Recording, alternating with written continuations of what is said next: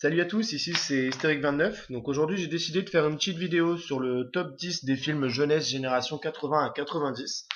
Donc jeunesse pour moi c'est un public ciblé de 8 à 10-13 ans. Donc pour le dixième film, je vais parler de L'Incroyable Voyage. Donc c'est un film qui est sorti en 93. C'est l'histoire de deux chiens avec un chat en fait qui se sentent complètement délaissés par leur patron, qui sont partis en voyage.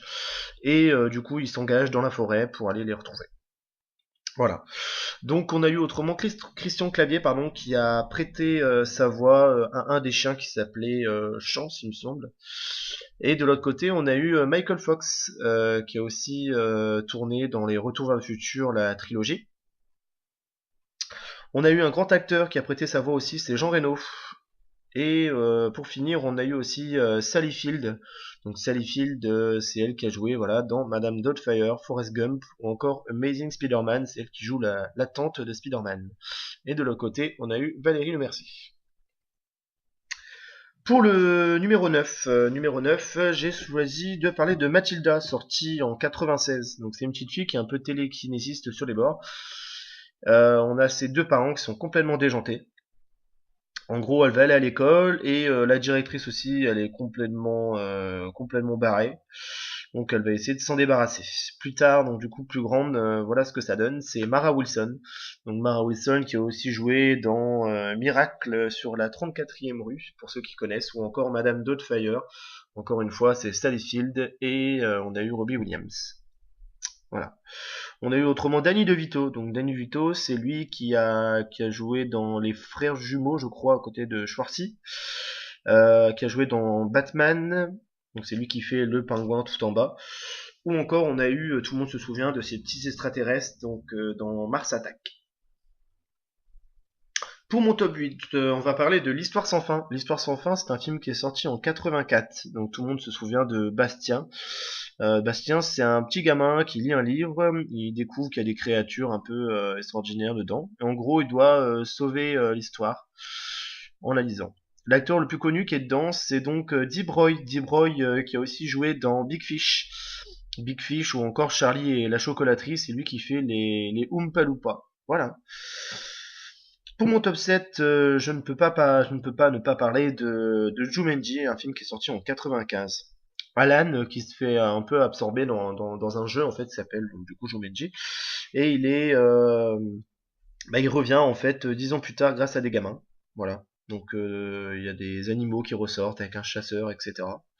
Donc un hommage à lui quand même qui est mort en 2014, qui a joué, donc la liste peut être super longue, il a joué dans Dr Patch, il a joué dans Flubber ou encore dans Jack.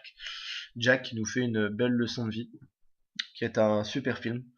En actrice autrement, dans Jumanji, on a eu Kristen Dunst, c'est elle qui joue la gamine dans le film, il semble. Qui a joué aussi dans Small Soldiers, un film avec des jouets vivants, un peu à la Toy Story en plus violent, ou encore Spider-Man.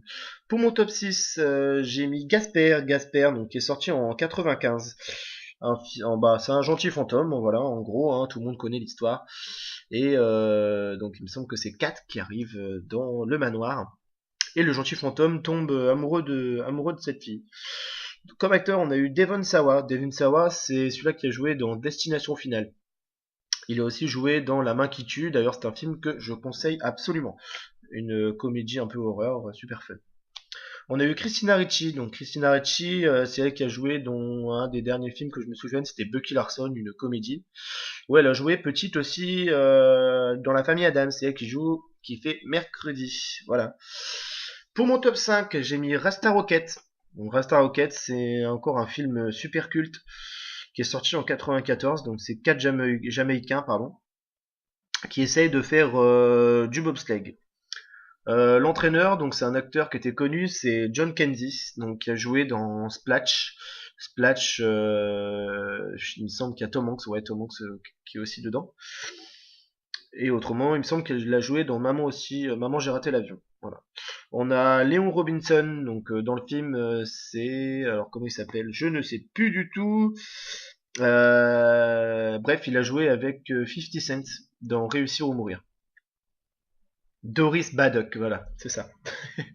On a eu le film E.T. autrement en top 4, voilà, qui a été réalisé par Steven Spielberg. Il est sorti en 82. Il a fait quand même 10 millions d'entrées. Et c'est grâce à ça que Steven Spielberg a pu créer sa société de production. Comme vous le voyez là, juste après, le logo en fait, c'est tiré du film. Voilà, pour se souvenir quand même que c'est grâce à ça. Voilà. On a eu dans le film, on a eu Drew Barrymore qui a joué dans Amour et Amnésie à côté d'Adam Sandler, qui a joué dans Scream aussi, comme vous pouvez le voir, plus grande évidemment. On a eu Henry Thomas, donc c'est Elliot, je pourrais pas ne pas parler de lui, mais sa carrière a pas trop décollé. Donc le seul film qu'il a fait de bien, c'était avec Leonardo DiCaprio dans Gang of New York. Voilà. Pour mon top 3, on y arrive. J'ai mis le film Hook, donc qui est sorti en 92, 10 ans après E.T. Encore Spielberg, donc c'est Capitaine Crochet, Peter Pan, voilà, il capture ses enfants, lui il retourne au pays imaginaire pour retrouver ses enfants, voilà. Faut savoir que c'est les premiers pas, pardon, là je vais peut-être riper sur les prénoms, c'est Gwyneth Paltrow, faut savoir que c'est la nièce de Spielberg, quand même, donc c'était ses premiers rôles, elle a joué aussi dans Iron Man. On a eu Julia Roberts qui joue la petite fée, qui a joué aussi dans Pretty Woman. On a eu Bob Hoskins qui a joué à côté de Jet Li dans Danny the Dog. Ou encore Dustin Hoffman qui a joué dans Mon beau-père, mes parents et moi. On a eu Maggie Smith, c'est elle qui joue le rôle de McGonagall dans Harry Potter. Pour mon top 2, on en a parlé tout à l'heure, j'ai mis Maman j'ai raté l'avion, aussi sorti en 92. Donc le film, je l'ai regardé des millions de fois. C'est deux cambrioleurs en fait qui arrivent chez un enfant. Cet enfant en fait, il est tout seul parce que ses parents l'ont un peu oublié en fait en allant en vacances. Voilà. Il faut savoir qu'il y a une étude qui a été faite apparemment. Les cambrioleurs seraient morts 8 à 10 fois si vraiment c'était dans la vie réelle. Voilà.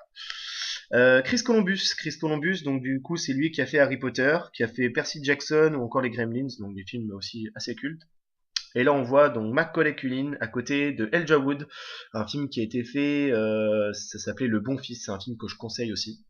Mon top 1, on y arrive, Les Goonies. Donc les Goonies, bah voilà, encore un film super culte, qui est sorti en 85 avec le scénario de Spielberg et Chris Columbus, donc des enfants qui sont à la recherche d'un trésor.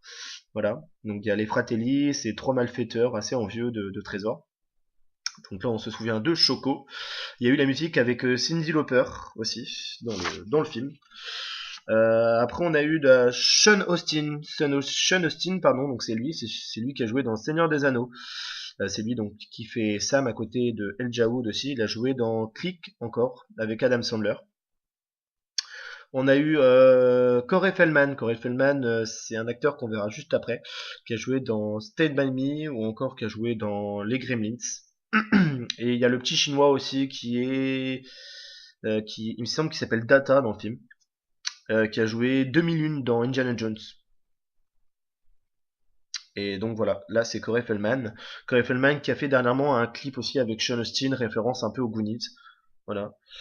Donc on va se quitter sur cette vidéo. Merci de m'avoir écouté en tout cas et bonne journée.